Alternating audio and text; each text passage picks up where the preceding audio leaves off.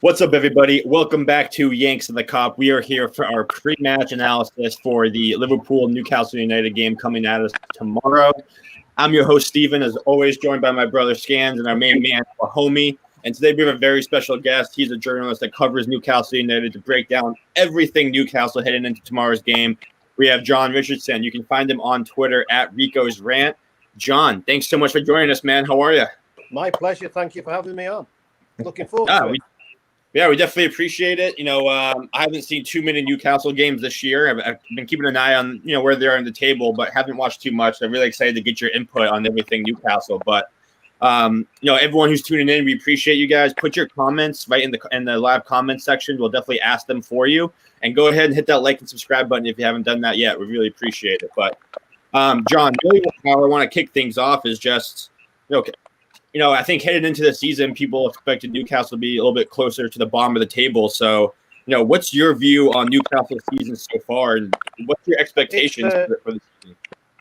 It's a typical season over the last few years because there's a lack of ambition amongst the club, because, as you know, the club has been close to a takeover. We've heard that so many times, but we thought this time the Middle East was going to happen.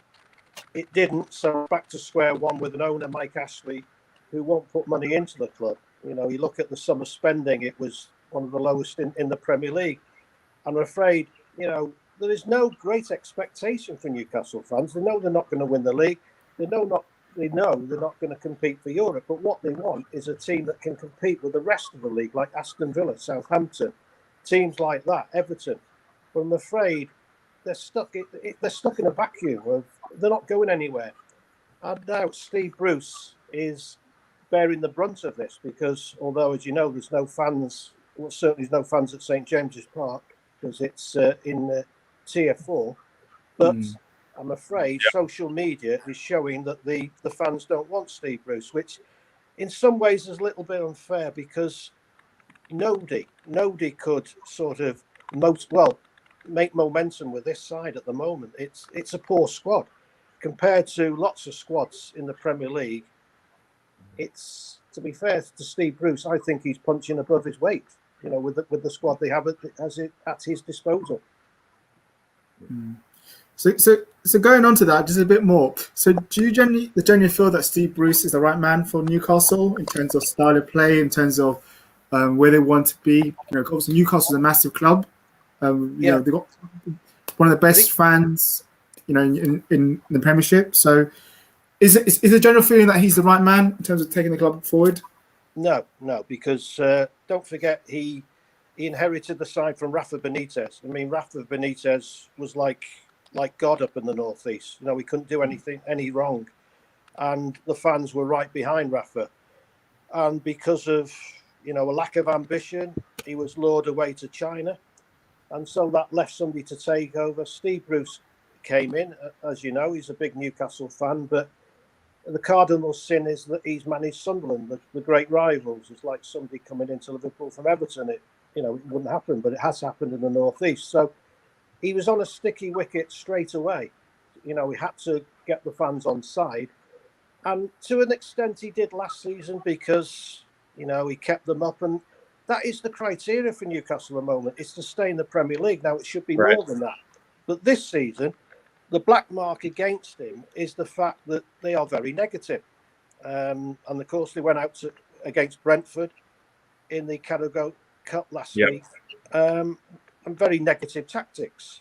He often plays 5 at the back, and he probably will against Liverpool. And the fans are saying, well, at least have a go. At least try and entertain us. And there's no entertainment whatsoever.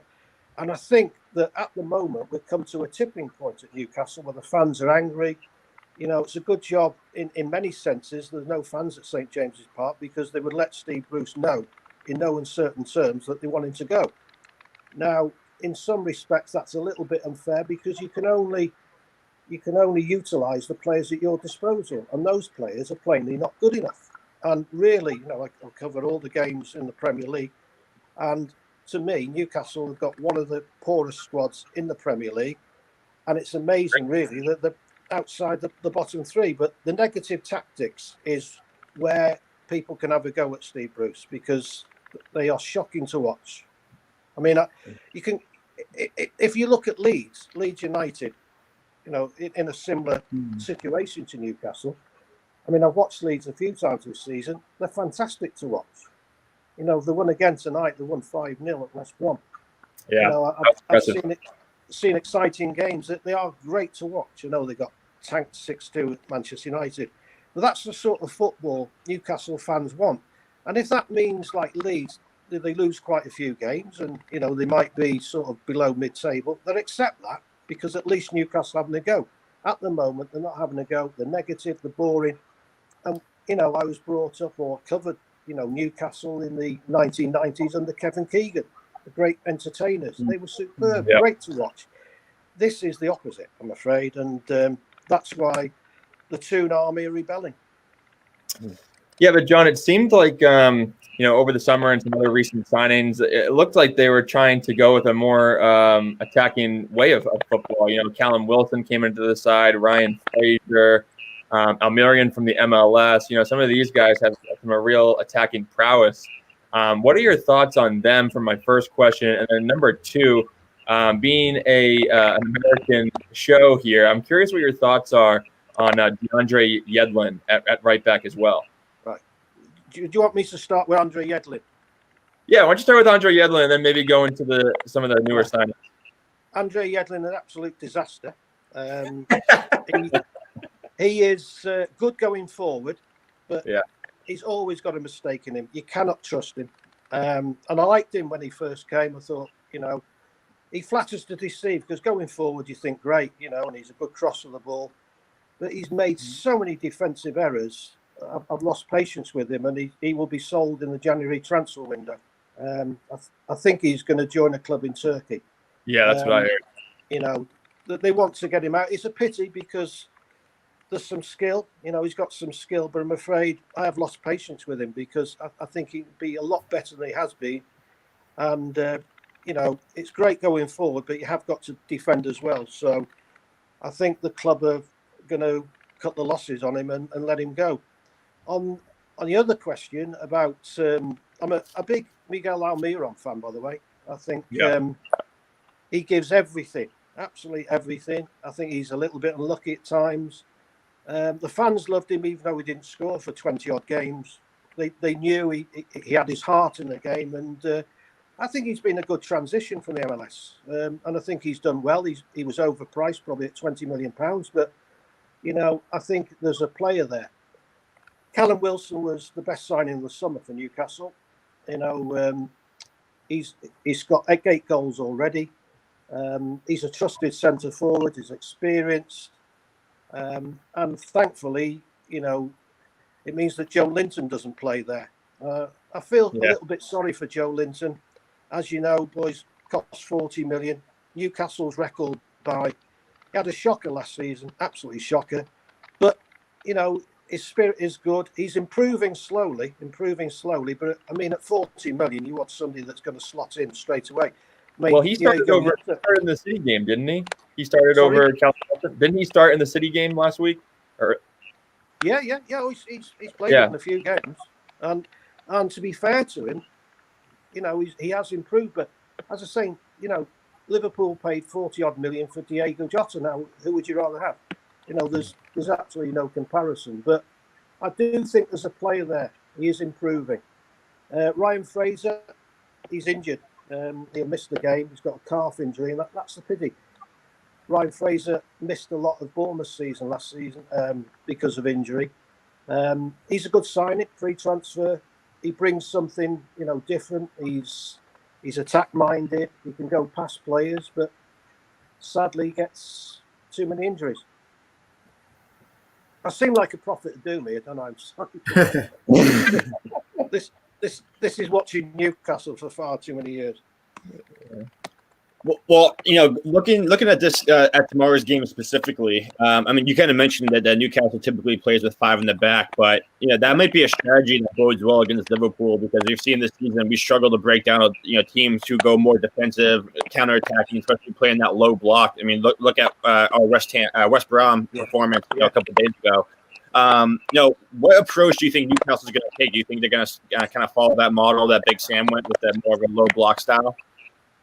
I think Steve Bruce, having seen what Sam Allardyce did, will go down that route. The last few games he's reverted to a back four, but I think against Liverpool he'll go for a back five, and he'll just look to break. I would think that Newcastle will average probably 25-30% possession. Liverpool will have about 70%, and it's whether Liverpool, and like against West Brom, they can take advantage of that. But I think Newcastle will be set up very defensively and just look for the breaks, because as I say, that they've seen what happened. I thought what Sam Allardyce did was fantastic tactically. Okay, he might have brought the pants off people, but West Brom were there to try and get something from the game, and in the end they got something, probably deservedly, because in the end they created as many chances as Liverpool, surprisingly, because of the little possession. But so I think Newcastle will repeat that, or try to repeat that. Do you reckon they're going to try and target our centre back, because we might have young Rhys Williams playing tomorrow, and West Brom targeted him when he came on in our last game, and that's where the West Brom goal came from, because of a deflected header, having to head it back for the corner. Yeah, once Curtis Jones had made a mistake, wasn't it? In fairness, yeah, we've admitted that. I think you're right. I think, he did show a lack of pace, didn't he, against Karlan Grant? So that would give Newcastle, some optimism. Joe Linton is quick. You have to give him that. Almiron's quick. So, there is a weakness. Not many weaknesses in the Liverpool side, obviously, but there is a weakness at the moment in centre defence because of all the injuries. And, the injury to Matip is a real blow. Talking about this earlier. And I think that Liverpool will go into the transfer market in January because having no Van Dijk, having no Joe Gomez, and no Matip, it's putting a lot of emphasis on Fabinho, who's been absolutely superb, hasn't he, in the centre defence. He's an outstanding holding midfield player, but I think he's done even better at the back. But, God forbid he had an injury. Liverpool would be in serious trouble there. And that's why, ideally, January's not the ideal time to buy in the Premier League, because, you can't usually get the best players, although they get Van Dijk in January. So I think Liverpool will go into the market there. But I agree. I think if there's any weaknesses, it will be either Rhys Williams or, of course, Nat Phillips could play. The other youngster. But it's asking a lot, to put. Don't forget, he was playing non-league football last season, wasn't he, for Kidderminster? Yeah. It's a hell of a difference. So I know you touched on this a little bit, but who do you think are the danger men that Newcastle are going to bring, cause more problems? Who are the people that we should be watching out for in terms of danger in tomorrow's game that could be a decider for Newcastle? Hey guys, there's some serious background noise. I'm not sure if you can try to limit that or not. I think the biggest danger to Liverpool is probably Callum Wilson. He can score goals. He's quick. He plays through the middle. That's directly at, say, Rhys Williams. I think just behind him, I would think, will be Almiron, who again is pacey and can run into, the positions behind the defence. Ryan Fraser being out is a blow for Newcastle. Apart from that, there's not a lot of pace. I don't think Joe Linton and Callum Wilson will start. Be one of the other. I want it to be Callum Wilson, I think. Joe Linton on the bench if Almiron plays. And then I think the midfield will just be packed in. There's no John Joe Shelby, by the way. Oh, it's not. He's out. He's injured. Oh. No, he's out injured, I'm told, which is a blow, because I'm a big John Joe Shelby fan. I think he can produce something out of nothing. He does try sometimes the impossible, but impossible sometimes becomes probable. So that's a blow for Newcastle because he does create things. So yeah, I think it'll be a packed midfield with Almiron and Wilson looking for the breaks. John, I'm just lastly curious of what your overall thoughts were of the potential Saudi takeover of Newcastle earlier on in the summer. Yeah. Well, I was hoping it would go through. You know, I know there's the politics in it, but what annoys me is that our government deals with Saudi Arabia in numerous things. You know, in business, in trade, and yet football can't. You know, it was sort of a no. Oh, you can't deal with this because it's linked to the Saudi Arabian prince. Well, a lot of people argue that was a separate entity and it wasn't linked. But even if it was, I couldn't really see the problem. I know a lot of people would be against it, and I respect those views. But at the same time, let's not be hypocritical about it. You know, if football can't deal with Saudi Arabia, why should the British government be allowed to? Why can politicians do it, you know, and football can't? So, and also selfishly, like most Newcastle fans, you know, we wanted investment into the club. And you might say, oh, well, it's tainted money. But you could argue, you look at lots of football clubs. You know, you can look at Sheffield United, but they're similar. You can look at lots of clubs and where does the money come from? The problem is I did an article in the newspaper a few weeks ago looking at the owners in the Premier League. Do you know that 17 out of the 20 owners in the Premier League are billionaires, not millionaires, billionaires? And that shows you what you need now in the Premier League. I didn't know that. Now, Mike Ashley is a multi-millionaire, but he's not a billionaire. Now, the Saudis obviously had money to burn. And, you know, they could have done a Manchester City or a Chelsea. And I think it would breathe life into the Premier League as well, because it's great to see other clubs challenging. You know, all right, obviously you're protected by Liverpool. Liverpool want to win the Premier League. Great. But, you know, let's have a competitive league. Let's have more clubs involved in trying to win the title, because competition is great for football. It's great for Liverpool. I remember back in I'm showing my age now, back in the 70s, Liverpool's crowds at Anfield started going down when they were winning every week, because it didn't go down badly, but by a few thousand, because people getting a bit bored. And once they started losing a few games, the fans started coming back because they thought, oh, we're going to see better games now. You know, that's sounds a bit stupid, but that's what was happening. And I think if we have a really competitive Premier League, then it's far better for everyone. And Newcastle United, you know, with full houses, 52,000 every other week at St James's Park, with great atmosphere and everything. We saw that with Kevin Keegan's side, didn't we, in the 90s? It was fantastic. They brought something different to football. So, yeah, I was disappointed that the takeover didn't happen. You know, John, you just mentioned it, you know, that St. James Park and how the atmosphere is there. You know, how much the disadvantage is going to be for Newcastle having any fans in the stands tomorrow? How will it be? Sorry. Yeah. How much disadvantage is it going to be with no fans in the stands tomorrow? Oh, yeah, sorry. Yeah. It will. I mean, obviously I cover Premier League games, and what is happening is that everything is neutralised, really. There's no advantage because most of the games without crowds. And so the more technically gifted teams are winning. I mean, more teams are winning away from home this season because of the lack of fans. You know, obviously there's a huge advantage at times for certain clubs.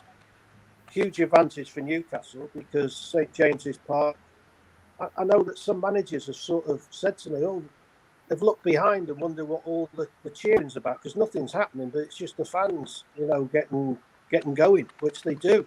And it's a tremendous atmosphere.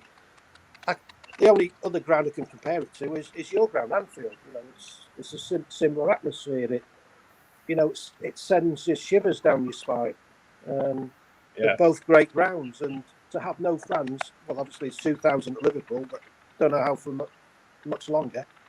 At least that creates some atmosphere. But I cover games every week, and it's strange. It's surreal. There's no atmosphere, and you just wonder what you're watching at times. You think, does it really matter? Because let's be fair, fans are the oxygen of football. Without fans, football means nothing. I mean, you must fear that, looking from afar and thinking, oh, there's no real atmosphere. So yeah, it will be sad for Newcastle, but that's where we're at the moment, and hopefully next year it will change.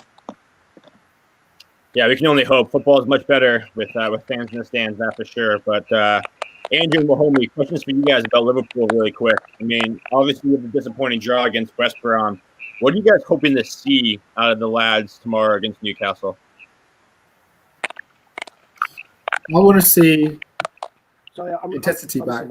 I think our performance against West Brom was awful after the first 20 minutes. So I want to see us come out and Newcastle plays intensity, move the ball faster, faster moving the ball in midfield.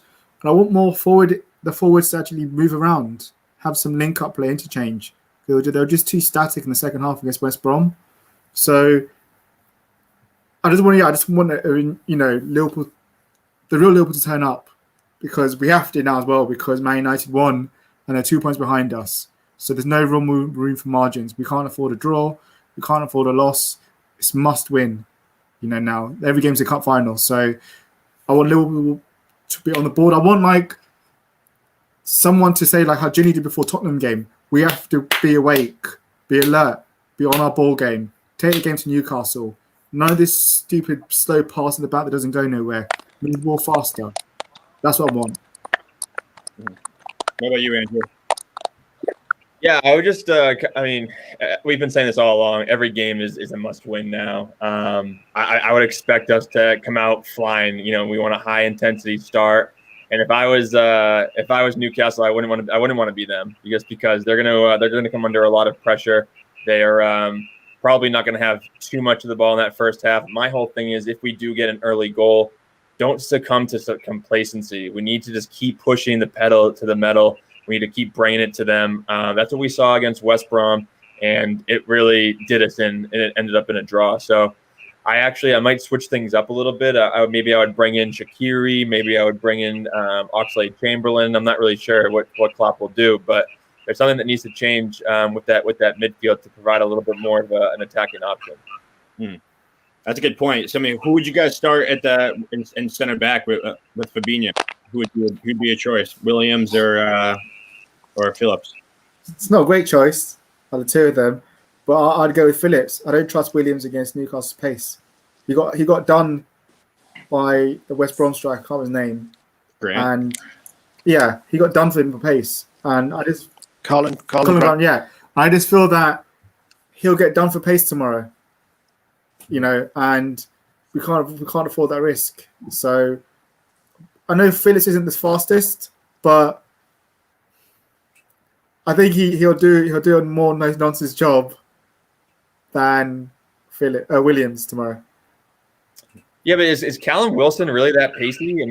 I don't really know if he's one of those forwards that's known for his pace. I'm honestly kind of comfortable with having Reece Williams in there or Phillips at this point. They're not the two greatest options, but if either of them are going to play, it should be fine. But if Andy Carroll comes in, I know I would rather have Reece Williams in there, just because I feel like he's more dominant in the air. He's bigger body. So that's kind of how I play it.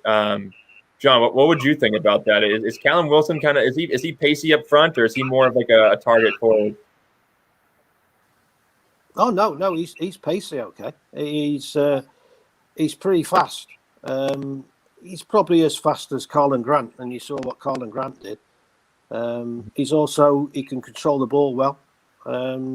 He would be a danger going through the middle. Joe Linton's pretty fast as well, and Almiron is wriggly.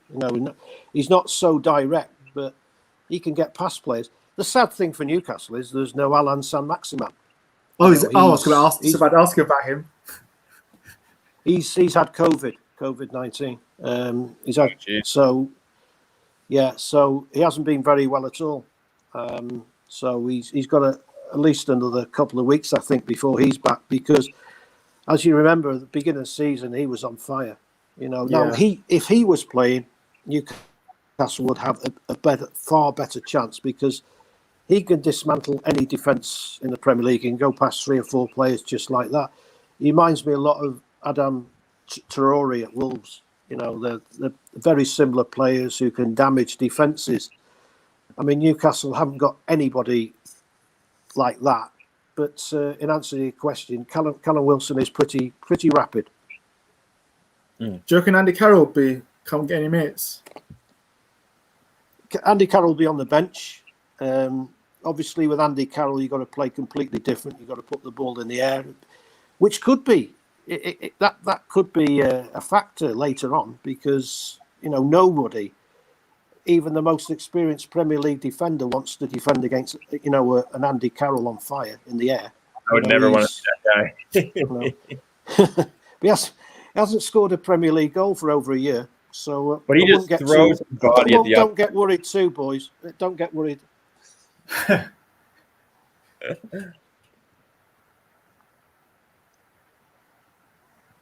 Stevie. I think he's frozen. Oh, that's too bad. Yeah, I think we lost you there. I think he's frozen.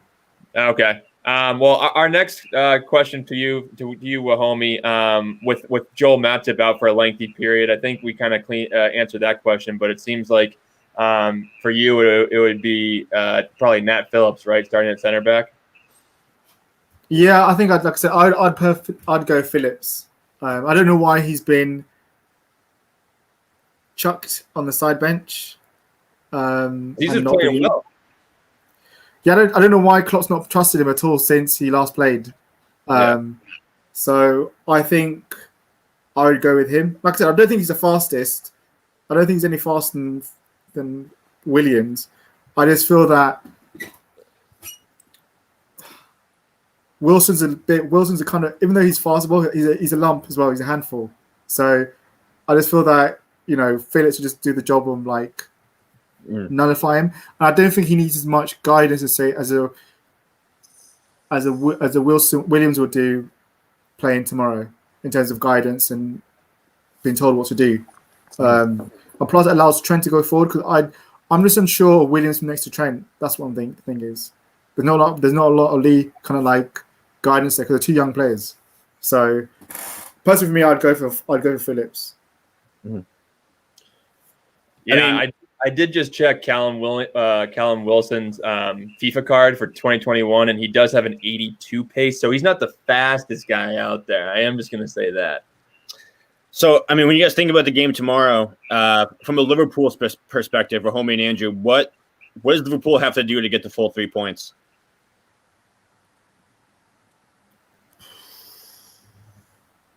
See, I think we need creativity to start make changes. Against West Brom, I thought Shaqiri should have come on. I would definitely start him, because I think we're going to need someone that can play between the lines. I like Dave. Yeah, we do need to win. So that is true. But yeah, I think Shaqiri should start tomorrow, and I would play him in. Maybe I'd go to a 4-2-3-1 to have him in there. Difference to have him in there, and then have him behind Salah, Mane and Firmino, just for that link-up play, and then have a Henderson and Ginny sitting behind, offering that protection. That's what I would do. Probably Klopp wouldn't do that, but I think we needed someone with creativity on the pitch, because we know, like I said, how John said, we know how Newcastle are going to play. They're not going to come out of their box, and they're going to try and hit us in a counter attack and rely on set pieces. So if we don't play that Shaq, we just need to move the ball faster in the field. Henderson, Jones, and Jenny need to move the ball faster, because it can't just be what we saw against West Brom, them just taking 2 or 3 touches before they pass the ball, and then passing it back to the centre backs, and we don't go nowhere. And it's just so easy for Newcastle just to get 2 lines 2 banks of 4 behind. So we need to do that. And we also, like you said before, Andrew, we need to be on the throttle. We need to score early. We need to go for that second goal. Like, none of this complacency. Do what we did against Palace. Go for the second goal, third goal, get this game over. Then you can just pass the ball around. None of this stuff where we got confused against West Brom what to do. So we need to go for the jugular. Yeah, for me, I mean, I'm going to agree with Dave's LFC chats, and he said we just need to win. I mean, if you're just looking at our schedule, we need to accumulate points now. I think we have Southampton next, so these are 2 must-win games. If you look at the January and February fixtures, in January we do play Southampton, we play Manchester United, we play Spurs, and then in February it's really tough. We have Manchester City, Leicester, we have a Champions League game against Leipzig, and then Everton. So I think now is the time to get these points. Hopefully Joel Matip will be back for those maybe late January, early February matches. But we have to win this game. We can't have another West Brom on our hands. And when we do score, like I said, we just can't get complacent. That's why I think someone like Curtis Jones might see the bench now. I think he's been playing well, but he doesn't do enough in that low block. He still has a lot to learn, obviously. But if we do see that against Newcastle, which is what John was kind of referring to earlier, I think I would be more comfortable with an Oxlade-Chamberlain or even a Shaqiri. I think Shaqiri would really open up that defense. Yeah, I agree. So, John, from a Newcastle perspective, what do you guys have to do tomorrow in order to, to get a point or the full 3 points? Get the prayers mat out. Yeah. I agree. I'm a big Shaqiri fan. He hasn't been used enough by Liverpool. I think there's been 1 or 2 things going on behind the scenes. But he's a class player who can add something. I think going back to the West Brom game, I don't think it was so much complacency. I think there were some tired legs out there. I think, as you know, it's a concertina season. There's so many games being crammed into, a short period of time. And I think you're seeing this with, a lot of teams have gone off the boil. Chelsea have. So I just fear for football at the moment. I think there's far too many games, far too many injuries. And you incorporate 5 subs? No, I wouldn't, because I think it breaks up the game too much, and it's I don't know. It just becomes a bit more like basketball then. But I can see the argument for it. I don't rubbish the argument. I just think it just breaks up the tempo of the game. I think football's at times too slow anyway. So to put on all these substitutes it's just time wasting for me. I don't think you need 5 subs. But yeah, I mean, I thought that just Liverpool lacked energy. They lacked zip against West Brom. But that's not normal, is it? You don't normally see that.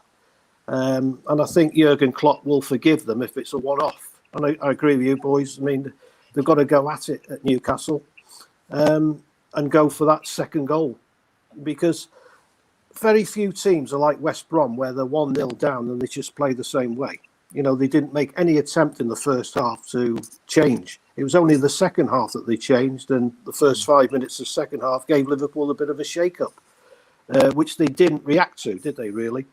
It was nice to see the Ox come on, late on. Didn't make much of a difference, but I think, he's had, as we know, he's had injuries, but he's a decent player. So I agree with you, boys. I think there should be 2 or 3 changes just to shake it up a bit and give 1 or 2 players a rest. And I do fear, you might not agree with this, but I think James Milner might start, because I think well, he's an ex-Newcastle player anyway, and he always plays well against Newcastle. So he hasn't played for a little while, and I think it's his turn to come in, if you like, because Jurgen does like to rotate at times.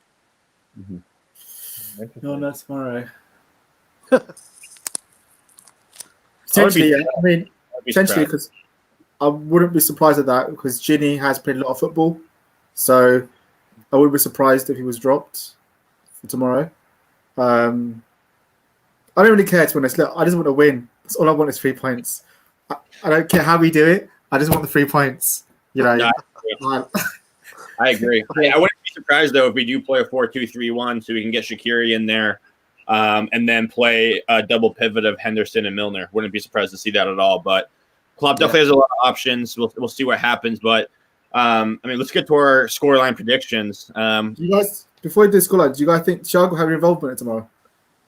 I don't. I know what Klopp said before in his last interview, and I know that was before the West Brom game, I think. But we do struggle with the with the low block. But I just think, like Andrew said, with the running games coming up, we need to have him healthy for that. And I just wouldn't rush him back until we absolutely know that he's 100% and has been training for a couple weeks. Because I think he just got into the first team training, so I would give him like another full week of training before maybe a bench roll, maybe 15, 20 minutes. I don't think he's going to start or anything like that. I could see him maybe involved in the game. A little bit of mind games. I don't know, but I don't think he definitely doesn't start. There's no way he starts.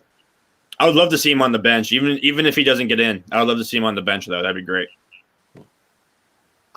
I don't think he'd start, but I'd want him for at least 15, 20 minutes because I think we're going to need him. To be honest, I think we will end up needing him. So I just want him there. To be honest. Yeah, being then there's a security blanket wouldn't be bad just in case it's a tie game going into the last 20 minutes or so. But we'll see. I think if we can have them ready for Southampton, that'd be great. That's more where I'm kind of looking at.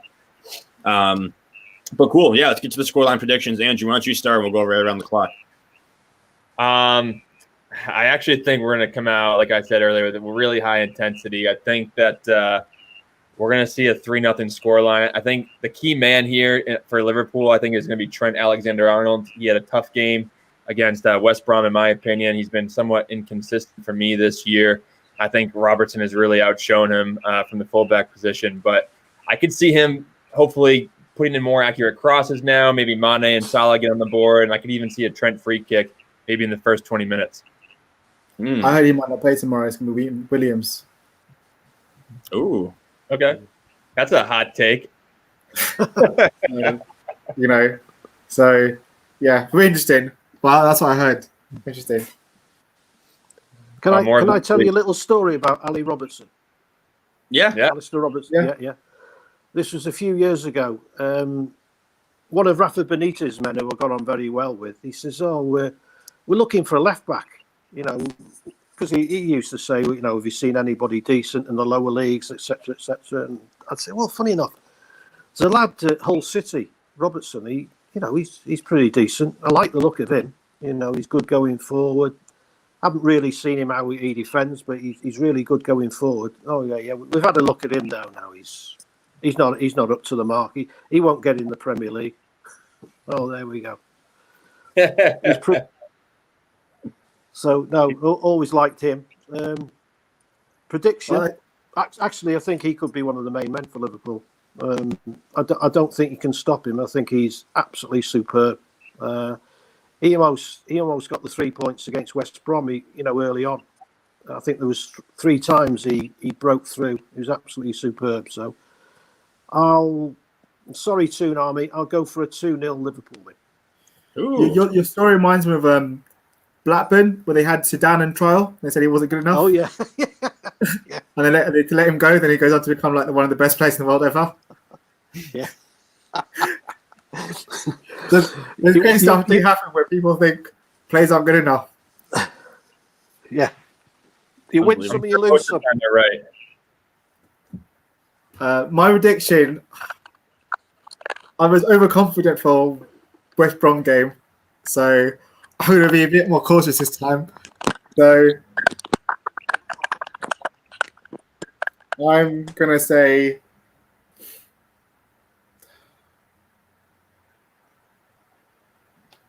I'm torn between a 1-0 and 2-0. I don't think it's going to be a high score line. If I sit my neck out, I say scrape a 1-0. Nice. Yeah, I was going to say 1-0, but I'll go 2-0. I just, again, with our struggle against the whole block, I don't know how many goals we're going to score. I would just love to see us play consistent throughout the whole game. I want to see us go pedal to the metal. I think if we do that, we'll be in good shape.